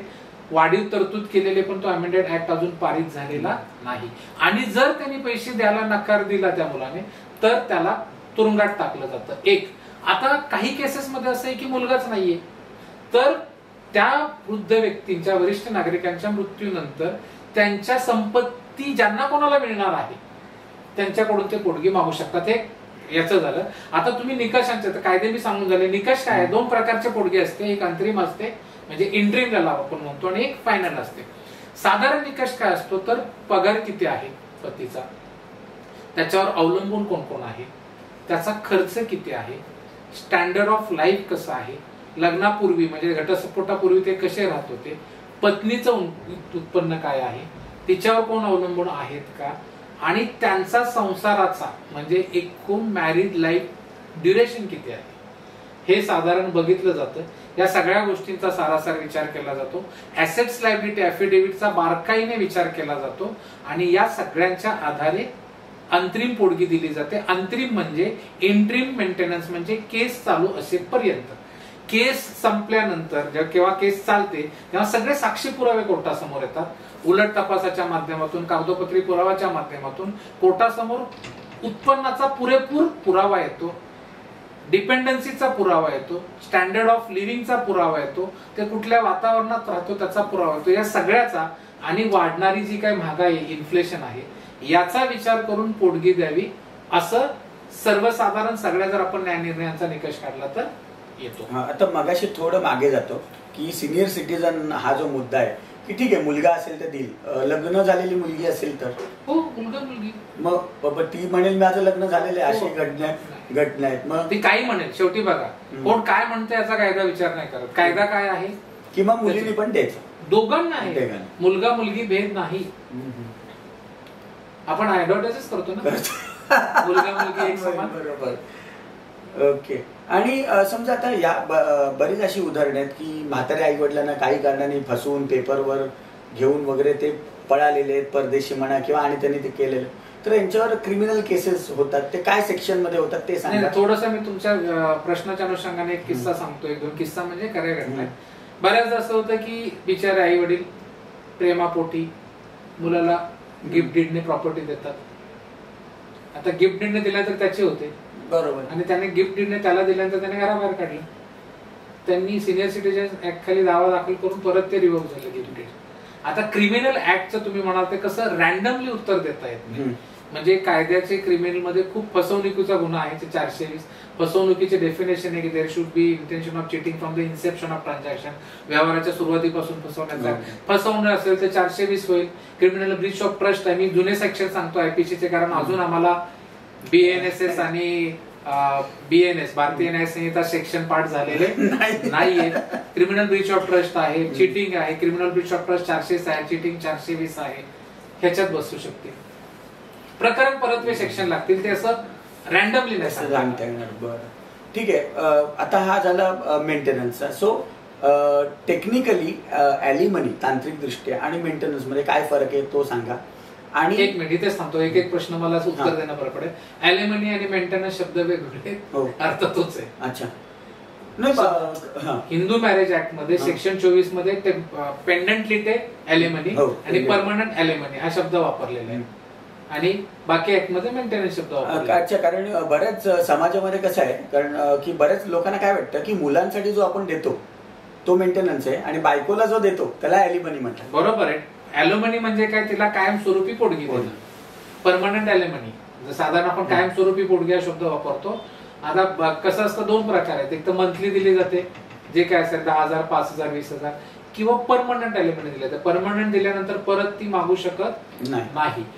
टेम्पररी जेव्हा मंथली असते तेव्हा त्याच्यात एक स्कोप असा असतो की आज समजा कोर्टाने 10,000 दिलेले आहे ॲलिमनी, आणि एक 5 वर्षानंतर 10,000 कमी पडतात, तर ती इन्हान्समेंट साठी अर्ज करू शकते आणि त्याच्यात वाढवून घेऊ शकते. पण एकदा परमनंट घेतली की इन्हान्समेंट होत नाही. ठीक आहे. आणि डीव्ही बेसिकली जे डीव्हीचा आणि याचा आहे पॅरलली पण बऱ्याच वेळ केसेस मी अशा बघितल्यात की त्या बाईंनी डीव्हीची पण मेंटेनन्स साठी लावली आहे आणि CRPC 125 मध्ये पण लावली. मग ह्याला कसं तोंड द्यायचं आणि कुठली लागू पडते? याच्यात डीव्ही मध्ये स्पेसिफिक तरतूद आहे, section 26 if I am not wrong. तो असं सांगतो की समजा CRPC 125, आता BNSS 144, त्याप्रमाणे पोटगीची केस केली, तिकडे कोर्टाने 5,000 पोटगी दिले, उदाहरणासाठी सांगतोय, आणि नंतर हिने डीव्ही पण केले. त्या डीव्ही मध्ये पोटगी देताना तिने ते डिस्क्लोज करायला पाहिजे की 5,000 तिकडे दिलेले आहे. कोर्टाने त्या 5,000 पोटगीचा विचार करायचा आणि मग तिथे वाढवून द्यायचे तर देऊ शकते, किंवा रिजेक्ट करू शकते, किंवा इथे 2,000 देऊ शकते. तर तो डीव्ही मध्ये विचार केलेला आहे, आणि तो फक्त CRPC पुरता नाही, कुठल्या हिंदू मॅरेज ऍक्टचा असेल सेक्शन 24, 25 असेल, किंवा अडॉप्शन अँड मेंटेनन्स सेक्शन 18 असेल. आता या सगळ्या प्रकारात फक्त एक पोटगीचा प्रकार सांगायचा राहिला असं मला वाटतं म्हणून सांगतो. बऱ्याचदा समज असा आहे की डिवोर्स साठी केस दाखल केली तरच पोटगी मिळते. त्याला 2 अपवाद आहेत. एक डीव्ही मध्ये डिवोर्सची गरज नाही. दुसरा, adoption and maintenance act section 18 प्रमाणे एखादी विवाहित स्त्री तिच्या नवऱ्याविरुद्ध फक्त पोटगीचा दावा दाखल करू शकते, पण तो दावा दिवाणी कोर्टात होतो आणि तिथे फक्त पोटगी मागू शकते, तिथे डिवोर्स वगैरे काही विषय नाही. आणखीन एक मेंटेनन्स मध्ये ते गुप्ते सरांचं पुस्तक रेफर करता करता 2-3 गोष्टी आल्या. एक म्हणजे जर विवाहबाह्य संबंध असतील तर पोटगी लागत नाही. बरोबर आहे. त्याच्यानंतर मनात आलं आणि नवऱ्याला सोडलं तर पोटगी. ते जे तुम्ही सांगताय ना ते सेक्शन 125 चं वर्डिंग असं आहे की the wife who is the husband wilfully neglect to maintain a wife who is unable to maintain herself. साध्या भाषेत सांगायचं तर नवऱ्याने त्या पत्नीला नांदवायला नकार दिलेला आहे स्वेच्छेने, जी स्वतःला सांभाळण्यास सक्षम नाहीये. म्हणजे नकार कोणी दिलाय? नवऱ्याने. जर नवऱ्याने नकार दिला असेल आणि ती स्वतःला सांभाळण्यास सक्षम नसेल तर तिला पोटगी मिळेल. ती तिच्या काही कृत्यामुळे, समजा ऍडल्टरी आहे, क्रुएल्टी आहे आणि म्हणून ती गेली किंवा स्वतःहूनच गेलेले, तिला नाहीच राहायचे त्याच्याबरोबर, स्वतःच्या मर्जीने गेलेले, विलफुल निग्लेक्ट ह्याने नाही केलेला, तर ती मेंटेनन्सला पात्र नाही. तिचे विवाहबाह्य संबंध आहेत तरी ती मेंटेनन्सला पात्र नाही. तिसरा जो मुद्दा होता की ज्या बायका ठेवल्या आहेत किंवा ज्यांच्याशी लग्न न करता त्यांना अपत्य जरी असली तरी त्यांना मेंटेनन्स लागू होत नाही. फक्त degree relationship like nature of marriage, protection of woman from domestic व्हायलन्सला ती पत्नी असणं गरजेचं नाही, फक्त पत्नीचे असं नाही. लिव्ह इन रिलेशनशिप मध्ये असेल तरी मेंटेनन्स दिला जातो. तुम्ही जे शब्द वापरलाय ठेवलेली वगैरे आहे ते स्वतःच्या भाषेत पुस्तकातच लिव्ह इन रिलेशनशिप म्हणा किंवा कीप म्हणा, त्याला मेंटेनन्स लागू आहे. पण त्याला सुप्रीम कोर्टाने काही क्रायटेरिया दिलेले आहेत. ड्युरेशन ऑफ रिलेशनशिप किती लॉंग आहे, असं नाही की 4 दिवस एकत्र राहिले आणि मग मेंटेनन्स.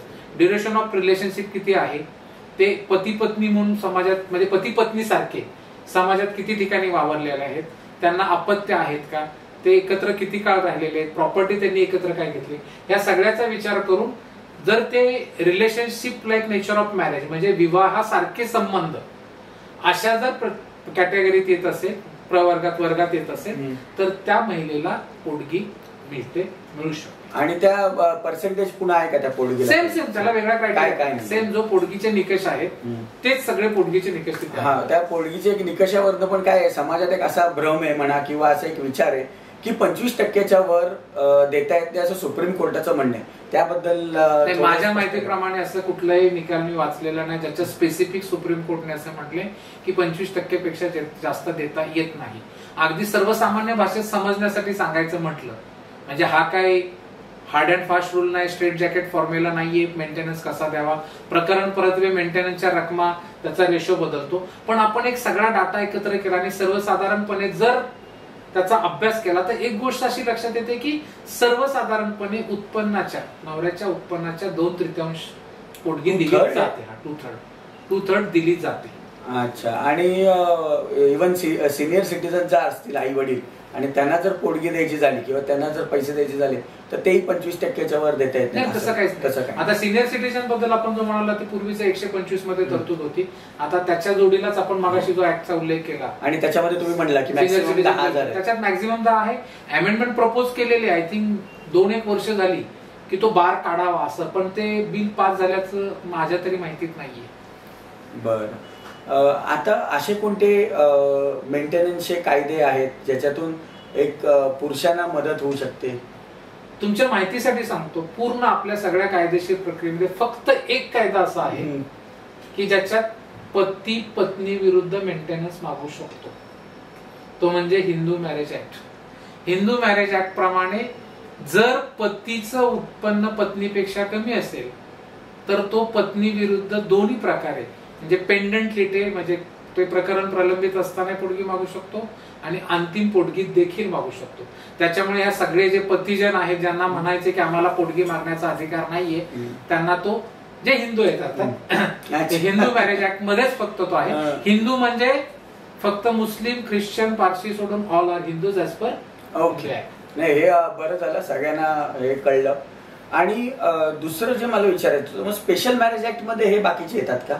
ख्रिश्चन नाही. स्पेशल मॅरेज ऍक्ट कसं आहे, ज्याला स्पेशल मॅरेज ऍक्ट प्रमाणे ज्याने लग्न केलंय तो, एखादा हिंदू जोडप्याने जरी स्पेशल मॅरेज ऍक्ट प्रमाणे लग्न केलं तर त्याला ते स्पेशल मॅरेज ऍक्टच्या डिवोर्सच्या तरतुदी लागू होणार. अच्छा, मग त्याला या तरतुदी लागू नये. ठीक आहे. मग आता हा एक फार चांगला मुद्दा सांगितला आणि मला दर्शक पण खुश होतील. 2 मुद्द्यांवर तर नक्की होतील, एक सिने कलाकारांचा आणि हा एक दुसरा. आणि जरूर सगळ्यांना आमच्या शुभेच्छा आहेत की तुम्ही तुमचे जे वैवाहिक संबंध तुटणार नाही त्याची काळजी घ्या. त्याचबरोबर काही कायदेशीर लागलं तर सरांनी सांगितलंच आहे, सिनियर सिटीजनसाठी SDO आहे. सर थोडे SDO ठाण्यात कुठे आणि कलेक्टर ऑफिसमध्ये असतात, म्हणजे प्रत्येक जिल्ह्याच्या ठिकाणी जनरली कलेक्टर ऑफिस किंवा ते रेव्हेन्यू डिपार्टमेंटचे जे कार्यालय आहेत तिथे ते असतात. तर महसूल विभागाचे जे कार्यालय आहेत. जर कोण ज्येष्ठ नागरिक असतील ज्यांना काही त्रास असेल तर जरूर या माहितीचा उपयोग करावा. आणि तुमचे काही प्रश्न असतील तर तुम्ही जरूर आम्हाला लिहा, ते आम्ही पुढच्या पॉडकास्टमध्ये घेऊ. दुसरा एक महत्वाचा मुद्दा दर्शकांना सांगतो की सरांचा पण स्वतःचा पॉडकास्टचा चॅनल आहे आणि ते इंटरप्ट करतो, आमच्या संस्थेचा आहे आणि अतिशय दर्जेदार ते कार्यक्रम करतात. थोडे ते तांत्रिक असतात, म्हणजे टेक्निकल असतात. आणि तुम्हाला जर खरंच कायद्याचा एक व्यापक अभ्यास म्हणून किंवा दृष्टिकोन जर तुमचा अभ्यासात असेल तर तुम्ही जरूर ऐका. परंतु ट्रायल कोर्ट म्हणजे जिथे खऱ्या अर्थाने कायद्याची सुरुवात होते, खिचडी पकते, तिथे खूप नामांकित वकील आहेत, परंतु त्यांच्याबद्दल लोकांना माहिती नाहीये. त्यांच्याकडे अपाट ज्ञान आहे, अनुभव आहे, सांगण्यासारखं खूप आहे. मग हे लक्षात आल्यानंतर विधी फाउंडेशन तर्फे मी असं ठरवलं की एक पॉडकास्ट मालिका आपण चालू करू सिनियर ऍडव्होकेटना लोकांसमोर आणण्याची. आणि मग त्याचं नाव ठेवलं की विधिज्ञांना जाणून घेऊया. त्या नावातच आपल्या लक्षात येईल. आणि आपण हा चॅनल सबस्क्राईब करू शकता, विधी फाउंडेशन ठाणे म्हणून. त्या माध्यमातून 2 पॉडकास्ट इंटरव्ह्यू घेतलेले आहेत. पहिलं जे आहे ते वरिष्ठ दिवाणी वकील आहेत विजय आगाशे म्हणून, त्यांचा 2 भागातला इंटरव्ह्यू आपण जरूर बघा. आणि दुसरे आहेत त्यांच्याकडे सांगण्यासारखं म्हणजे त्यांना 56 वर्ष वकिलीला झालेले आहेत. भाटिया साहेब, जन्म पाकिस्तान मधला आहे, कराचीचा, आणि त्यांचाही खूप अनुभव घेण्यासारखा आहे. त्यांचाही इंटरव्ह्यू पॉडकास्टवर आहे. हे 2 इंटरव्ह्यू विधी फाउंडेशन तर्फे घेतले गेले होते पॉडकास्टचे. तिसरा जो सरांनी उल्लेख केला होता अनिकेत सरांनी, तो अंबादास जोशी सरांचा होता. तो अधिवक्ता परिषदेतर्फे घेतला गेला होता. आणि आपण आता स्वातंत्र्याचा अमृत महोत्सव साजरा करतोय, 75 वर्षात आहोत. बरेच जण म्हणतात राज्यघटनेने हे दिलं, अमकं तमकं, पण नक्की राज्यघटना काय हे फार कमी लोकांना माहिती. आणि त्याहून कमी लोकांना त्याची जी उद्देशिका आहे, प्रिएम्बल आहे, तिच्याबद्दल कमी माहिती आहे. आणि मग असं आम्हाला लक्षात आलं की ती एक अशी व्यक्ती की जी अत्यंत साध्या सोप्या, जसं आता त्यांनी सांगितलं की फ्रॅटर्निटी आणि ब्रदरहूड मधला फरक फार सोप्या पद्धतीचे असे अनेक बदल आहेत, त्यांनी सांगितलेल्या गोष्टी आहेत. तर तो पॉडकास्ट आम्ही अधिवक्ता परिषदेचा युट्यूब चॅनल आहे त्याच्यावर आपल्याला बघायला मिळेल. आणि या माध्यमातून मी आपल्या सगळ्यांना विनंती करतोय, विधी फाउंडेशन ठाणे आपण युट्यूब चॅनल सबस्क्राईब करू शकता. त्याच्यावर आपल्याला फक्त वकिलांची व्याख्यानच नाही तर कायदेविषयक अनेक कार्यक्रम आपल्याला त्याच्यावर मिळतील. आम्ही सगळे कार्यक्रम अपलोड केलेत. माननीय उच्च न्यायालयाचे न्यायमूर्तींचे देखील विविध व्याख्यानं आहेत. ज्यांना कायद्याविषयक इंटरेस्ट आहे, जाणून घ्यायचे, त्यांनी हे 2 चॅनल सबस्क्राईब करा असं मी या माध्यमातून आपल्या सगळ्यांना सांगतो. आणि आपले खूप खूप आभार, कारण आपण हा मला प्रश्न विचारल्यामुळे मला हे सांगता आलं. धन्यवाद. आम्हाला पण फार बरं वाटलं, आपली भेट झाली आणि लोकांना पण चांगला कंटेंट मिळाला. त्यांचे पण काही प्रश्नांची उत्तरं त्यांना मिळाली असतील. मला फक्त एक जाता जाता शेवटचा प्रश्न असा होता की सिख, ख्रिश्चन आणि जैन याच्या व्यतिरिक्त मुसलमानांच्या मेंटेनन्समध्ये आणि ख्रिश्चनांच्या मेंटेनन्समध्ये काय फरक आहे? नाही, ख्रिश्चनांचा मेंटेनन्स याचा काही वेगळा नाहीये, पण मुसलमानांचा मेंटेनन्स पण जनरली आता काय होतंय, बहुतेक प्रॅक्टिकल उदाहरण सांगतोय की डीव्ही प्रमाणेच मेंटेनन्स मागितला जातो. त्यामुळे क्रायटेरिया तेच राहतात. आता जर मुस्लिम प्रोटेक्शन ऍक्ट प्रमाणे मेंटेनन्स मागितलं तर त्याचे लिमिटेशन फार आहेत की डिवोर्स दिलाय, इद्दत पिरियडचा कालावधी जो इद्दत अमाऊंट आहे तीच मिळते. त्याच्यामुळे काय होतं, प्रॅक्टिकली त्या ऍक्ट खाली जात नाहीत लोक. आणि बहुधा आता जे सध्याचं काय म्हणतात त्याला, खूप मोठं हत्यार म्हणा किंवा प्रभावी अस्त्र शस्त्र, डीव्ही. मी नेहमी जेव्हा जेव्हा मला डीव्हीवर बोलायचं लेक्चर द्यायच्या वेळी तेव्हा मी एक वाक्य वापरतो की दिवी काय आहे तर आपल्या कथेमध्ये, परिकथेमध्ये सांगितलेला कामधेनू अच्छा. वृक्ष आहे. कामधेनू नावाची गाय आहे. गाय बरोबर. तुम्ही तिला काय, तुम्हाला काय पाहिजे मेंटेनन्स, तथास्तु. 498 दाखल करायचे, तथास्तु. मला प्रोटेक्शन पाहिजे, तथास्तु. यांना घराबाहेर काढायचे, तथास्तु. असं मी म्हणतो. पण ते पुन्हा कुठलाही कायदा आणण्यामागे कायदे बनवणाऱ्यांची, सरकारची भूमिका नेहमीच चांगली असते. म्हणजे तुमच्या हातात सुरी दिले, त्याने तुम्ही भेंडी कापून छान भाजी करायची, की एखाद्याला भोगसून त्याचा खून करायचा आहे, हे ते सुरी ज्याच्या हातात आहे त्याच्यावर अवलंबून आहे. आणि म्हणून हा कायदा समाजाच्या हातात आहे. त्याने त्याचा वापर कसा करायचा त्या त्या व्यक्तीवर आहे. म्हणून मी नेहमी म्हणतो की कायदा चुकीचा आहे असं मी म्हणणार नाही कधीच, पण त्याचा काही प्रमाणात काही ठिकाणी दुरुपयोग होतो आणि तो केला जाऊ नये हे आपल्या माध्यमातून मी सगळ्यांना विनंती करतो. हा बऱ्याच जणांचं क्लिअर झालं असेल, बऱ्याच जणांचे काही प्रश्न असतील तर त्यांना मला वाटतं योग्य सल्ला मिळालाय. त्या व्यतिरिक्त तुम्हाला जर तुमच्या काही वैयक्तिक केसेस असतील आणि त्याच्याबद्दल सरांशी बोलायचं असेल किंवा त्यांचा सल्ला हवा असेल तर तुम्ही चॅनलवर कॉन्टॅक्ट करू शकता. त्याच्या व्यतिरिक्त सरांचा नंबर पण आम्ही देऊ पिन कमेंटमध्ये, तर त्याच्यावरही तुम्ही संपर्क करू शकता. जाऊया सर, तुम्ही आलात आणि बहुमूल माहिती दिलीत त्याबद्दल सगळ्या प्रेक्षकांतर्फे आणि आमच्या टीमतर्फे तुम्हाला खूप खूप धन्यवाद. आपण मला संधी दिलीत की हे काय कायद्याचं जे काय माझं ज्ञान आहे, माझा अनुभव आहे आपल्याशी शेअर करायची आणि आपल्या माध्यमातून प्रेक्षकापर्यंत पोहोचवायची. याबद्दल मी सुद्धा आपले खूप खूप आभार मानतो. थँक्यू.